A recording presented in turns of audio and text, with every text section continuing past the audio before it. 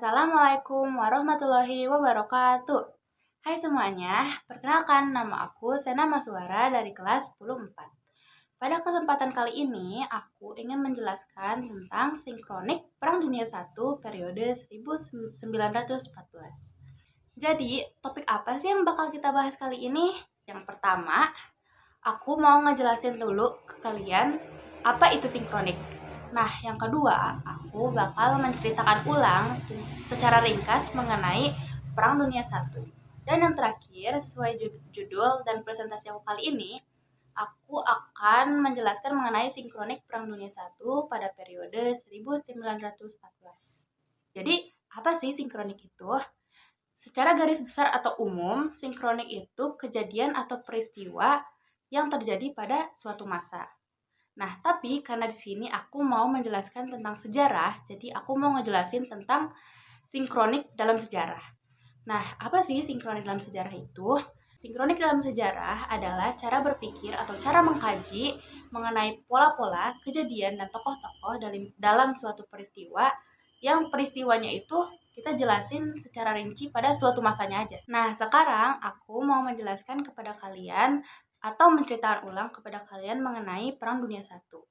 Jadi, Perang Dunia I adalah perang besar yang terjadi pada tanggal 28 Juli 1914 sampai dengan 11 November 1918. Jadi, apa sih konflik awal atau pemicu yang membuat terjadinya Perang Dunia I ini?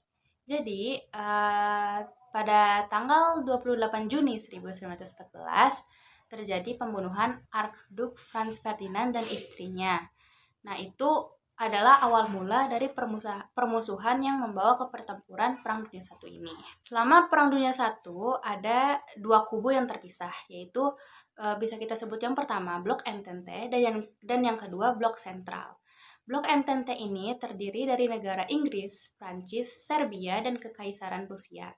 Lalu, beberapa saat kemudian bergabunglah Italia, Yunani, Portugal, Rumania, dan Amerika Serikat.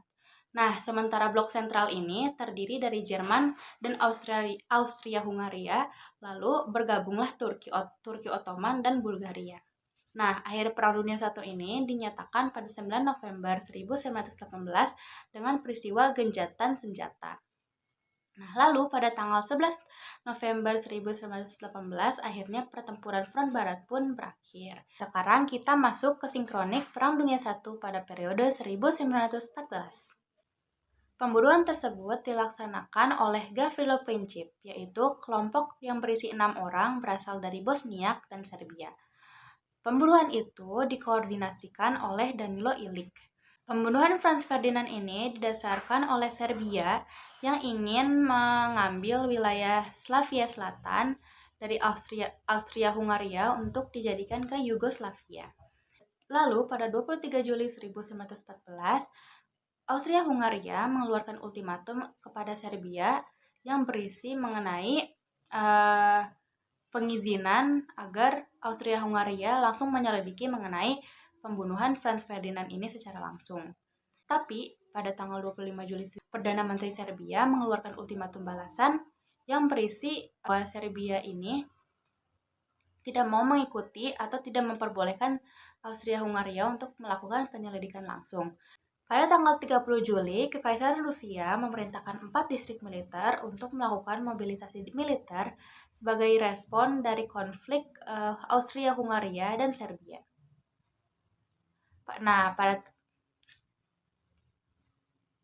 Lalu pada tanggal 1 Agustus, Jerman menyatakan perang terhadap Rusia, sedangkan Prancis sedang melakukan mobilisasi persiapan yang bertujuan untuk bersiap-siap jika ada peperangan lanjutan untuk Prancis pada saat konflik Serbia dan Austria-Hungaria. Nah, mobilisasi Prancis ini terjadi selama 17 hari. Lalu pada 3 Agustus, Jerman juga menyatakan perang terhadap Prancis. Selanjutnya, pada tanggal 4 Agustus, Jerman melakukan invasi ke Belgia yang kemudian dilanjut dengan peperangan Britania yang bertujuan untuk mengalahkan Jerman yang pada saat itu hanya beraliansi dengan Austria-Hungaria. September Program.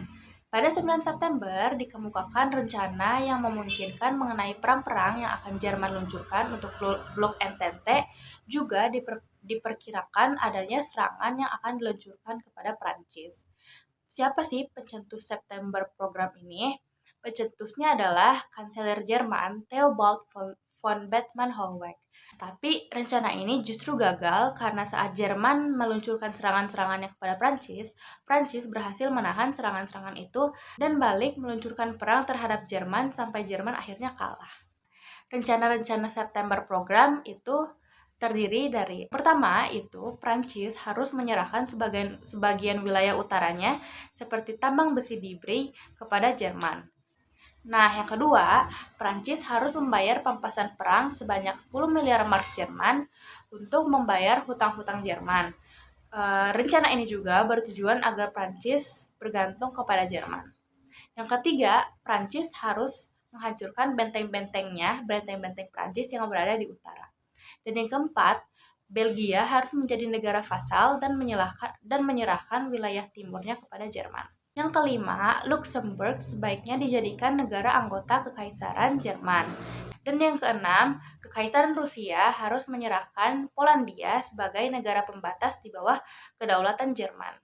Lalu rencana selanjutnya yaitu Jerman yang ingin mendirikan asosiasi ekonomi Mitteleuropa yang boleh diisi ada negara yang setara atau memiliki nama pada saat itu. Lalu rencana selanjutnya yaitu Imperial Kolonial Jerman harus diperluas dan perluasan area jajahan Jerman terhadap Afrika itu harus lebih diperluas lagi. Dan yang terakhir, Belanda sebaiknya bersekutu dengan Jerman dan Jerman harus memastikan Belanda itu tidak boleh merasa seperti dipaksa untuk bersekutu dengan Jerman. Jadi sekian dari aku, itu adalah penjelasan mengenai sinkronik Perang Dunia I periode 1914. Terima kasih sudah menyimak. Assalamualaikum warahmatullahi wabarakatuh.